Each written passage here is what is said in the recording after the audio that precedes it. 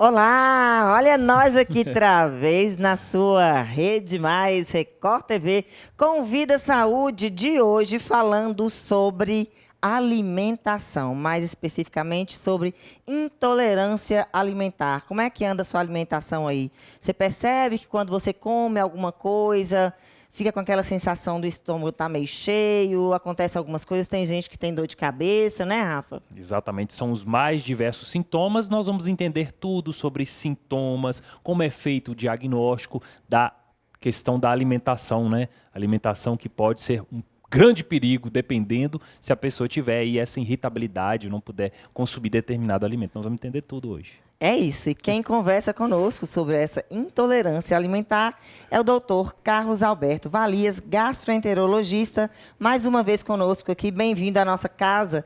E é muito comum, doutor, a gente ver esses casos de intolerância alimentar? Gente, é sempre um prazer estar aqui com vocês, tá? Ótimo. Tem aumentado muito, sabe, Débora? A gente tem observado um aumento realmente exponencial das intolerâncias alimentares. E é importante esse bate-papo nosso aqui, porque as pessoas acham que, às vezes, intolerância é só a lactose, que as pessoas mais conhecem, né? Mas tem vários tipos de intolerância a vários alimentos.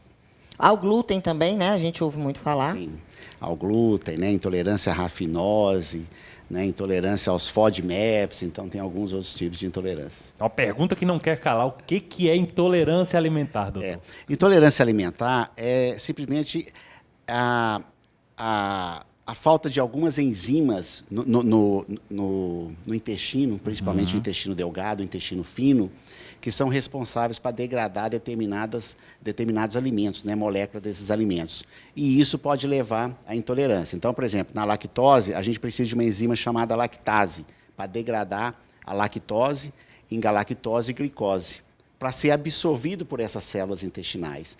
Então, se a pessoa não tem uma quantidade suficiente dessa enzima para degradar, por exemplo, a lactose, ela tem intolerância alimentar e vai ter os sintomas próprios da intolerância, por exemplo, no caso específico da lactose. Então, quais seriam esses sintomas, não falando só especificamente da lactose, para a gente perceber que aquilo é uma intolerância alimentar? De um modo geral, é interessante que são vários tipos de intolerância, né, a alimentos, mas, de um modo geral, os sintomas são parecidos. Então, na grande maioria das vezes, é o quê? Distensão alimentar, distensão abdominal, flatulência, né, gases, tá? Aquela sensação de gás, principalmente depois das refeições ou no final da tarde, diarreia, né? Pessoas às vezes com diarreia crônica, passa meses ou às vezes até anos com diarreia, né? Dependendo do alimento que come, dá diarreia e tudo, atrapalhando até a vida social da pessoa. Então, de um modo geral, é isso. Às vezes náuseas, às vezes vômitos também. Então, de um modo geral, são esses os sintomas principais. E dor abdominal, né? Porque como distende, por causa dos gases, aí a pessoa pode ter dor abdominal também. Antes de entender o diagnóstico, intolerância alimentar com a questão de alergia, tem alguma relação? É a mesma coisa, não é? É uma ótima pergunta, Rafael. São diferentes, as pessoas confundem muito, né? Intolerância com alergia. A alergia ocorre mais no recém-nascido, na criança até 1 ano, 2 anos de idade, tá? Geralmente é um outro mecanismo, né, imunopatológico que ocorre. Agora, as intolerâncias são mais comuns nos adultos, tá? Que as pessoas, à medida que nós vamos envelhecendo, vão perdendo algumas enzimas, né? Então vamos perdendo a capacidade de digerir alguns alimentos. Também a questão da mudança dos alimentos, agrotóxicos, tem relação com esse comportamento, aumento desses casos? Sim, tem relação, sim. Principalmente, hoje, a gente ingere muitos alimentos processados, né? A maior parte dos alimentos que a gente ingere hoje ou são processados, ou tiveram algum tratamento hormonal, mesmo as frutas, né? Que antes a gente comia natural, né? Praticamente pegava no pé. Hoje, grande parte das frutas tem componentes químicos ali que tem levado, é uma das explicações desse aumento das intolerâncias alimentares, que tem levado a essas intolerâncias, sabe? Nossa, que interessante. E como você já até falou assim dos sintomas, como é que você fecha um diagnóstico? Só clínico ou precisa de exames complementares também? Antigamente era clínica, então o médico ia tirando determinados alimentos. Então dava um trabalho e demorava muito tempo. Hoje nós já temos exames específicos. Nós temos hoje, por exemplo, o teste respiratório de hidrogênio expirado, né, que tem em alguns lugares, que faz o diagnóstico. Por exemplo, ele faz o diagnóstico da intolerância à lactose, da intolerância à frutose, da intolerância ao supercrescimento bacteriano, né, da intolerância ao sorbitol, que inclusive tem intolerância a sorbitol, é um adoçante, né, muito usado. Então, às vezes a pessoa está fazendo uma dieta e tal, né, em vez de usar açúcar, está usando sorbitol e está tendo distensão abdominal, diarreia e tudo. Às vezes ela tem intolerância ao sorbitol. Tá? Então, hoje nós conseguimos, através do teste respiratório de hidrogênio expirado, dar o diagnóstico. E melhor, esse exame é muito interessante, que, por exemplo, no caso da lactose, além dele dar o diagnóstico, falar se você tem intolerância ou não, também dá a graduação, porque às vezes na lactose é muito comum. O paciente não tem uma intolerância, mas ele tem uma má absorção. Então, por exemplo, ele não vai poder tomar um copo de leite, mas ele pode comer um pedacinho de pão de queijo, né, um pedacinho de pudim, que não tem problema. Está mais fracionado. E também nós queremos entender a diferença entre intolerância e intoxicação alimentar, mas é daqui a pouquinho, depois do intervalo comercial. Vamos embora!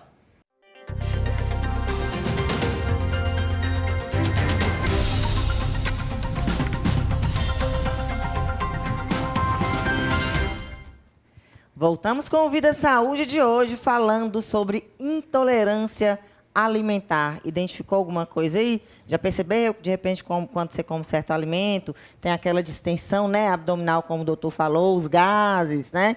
Aquela que são, às vezes, uma dorzinha, né, Rafa? O intestino solta. Pois é, são muitos dilemas, por isso que é importante a gente falar sobre esse assunto. Agora, doutor, a gente quer entender.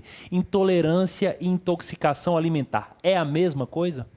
Não, é diferente, tá? Intoxicação ou porque algum alimento foi contaminado por bactérias ou vírus, e aí você tem essa intoxicação, que é um problema infeccioso, né? É uma resposta infecciosa do organismo, tá? Então é diferente. Intolerância é porque a pessoa não tem aquelas enzimas para degradar aquele tipo de alimento. Então é diferente. Entendi. Agora, quando a gente fala, você sabe que hoje em dia o povo fala que o mundo é um mundo de mimimi. Não sou eu que estou falando, tá, gente? É mimimi para tudo. Não sou eu, não tem nada com isso. Eu só estou repassando o que a gente vê aí nas redes sociais e no mundo de maneira geral. Umas pessoas falam, não tem alergia à lactose, não, isso é frescura. Que bobagem, antigamente não tinha isso. Isso é uma condição da humanidade, enquanto a evolução da humanidade, que a gente vai evoluindo, a gente sabe que o tempo vai mudando, o ser humano vai mudando, ou já existia no passado, poderia existir no passado, mas não era identificado? Olha, já existia, mais menos, tá? É realmente uma evolução, principalmente dos alimentos, né? Igual nós conversamos aqui, sobre os alimentos ultraprocessados, tá? Hoje você, por exemplo, você pega um leite, não existe mais o leite na geladeira. Você compra no supermercado, na gôndola, né, do supermercado, e ele fica ali 1 ano ou 2 anos fora da geladeira, né, sem vencer, né, para poder vencer. Então, tudo isso, esse processamento, né, dos alimentos que leva a maior parte dessas intolerâncias. Essa questão da mudança alimentar, ela é importante? Buscar produtos mais orgânicos e por aí vai, uma dieta? Sim, com certeza. Produtos, uma alimentação mais natural possível, né, o que a gente fala. Comer igual os avós nossos comiam, né, alimentavam antigamente. Mas está cada vez mais difícil, né, porque é difícil encontrar esses alimentos. E às vezes quando encontra também são mais caros e tudo, então acaba dificultando um pouco. É isso mesmo. E a questão, a gente falou então da intolerância à lactose, e a questão da intolerância à frutose. A frutose é da fruta mesmo? É, da fruta. A frutose é um açúcar usado muito pela indústria alimentícia, por isso que muita gente tem intolerância à frutose e não sabe, porque é uma intolerância dificilmente pensada até pela própria classe médica. Mas, por exemplo, muitos alimentos são preparados através de farelo de milho ou xarope de milho, que é muito rico em frutose. Outro alimento, o mel, é muito rico em frutose. E as frutas, né? Vai depender aí, né? A grande maioria das frutas, né, tem uma escala, mas o açúcar da fruta é a frutose, tá? E leva à intolerância.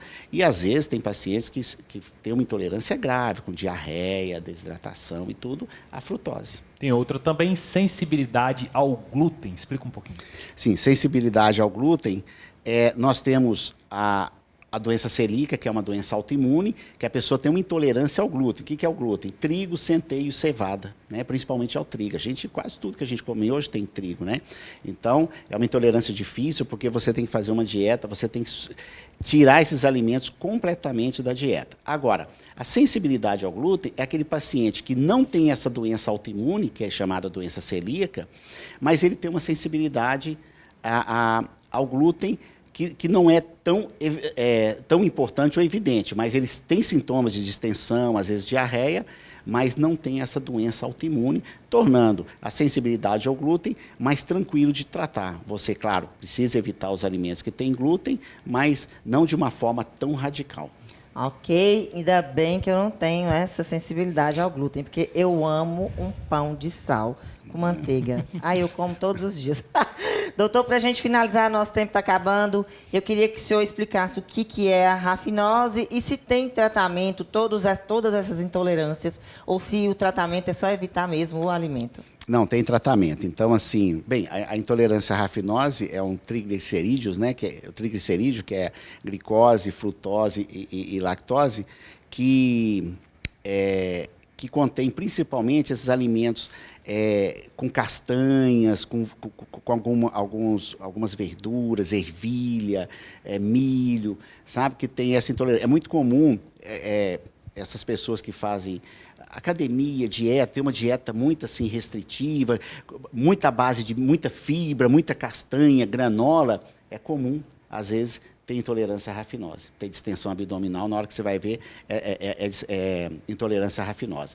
E você tem, tanto, por exemplo, para a lactose como para a rafinose, você tem enzimas, né? Na lactose nós temos a lactase, né, na intolerância à lactose. Na rafinose nós temos a alfa-galactosidae, que você coloca no alimento, naquele alimento que você vai comer, e ingere o alimento para você não ter os sintomas. Então, essa enzima ajuda a quebrar essas moléculas no intestino para você não ter os sintomas dessa intolerância. Tá? Então, assim, nós temos controle, né, na maioria das vezes. E algumas intolerâncias, elas são provocadas porque a gente chama de supercrescimento bacteriano do intestino delgado, que pode levar a uma intolerância temporária, tanto a lactose como a rafinose. Então, às vezes, você tratando esse supercrescimento bacteriano do intestino delgado, que você faz o diagnóstico também através do teste respiratório, você trata a intolerância. Ok, então a gente quer agradecer ao senhor mais uma vez pela sua presença aqui. Como sempre, muito rico, né? Aprendemos um monte de coisas aqui hoje e vamos nos prevenir sempre, cuidando da nossa saúde. Espero que vocês tenham gostado. Beijo grande. Obrigada, doutor. Obrigado, eu que agradeço. Até a próxima.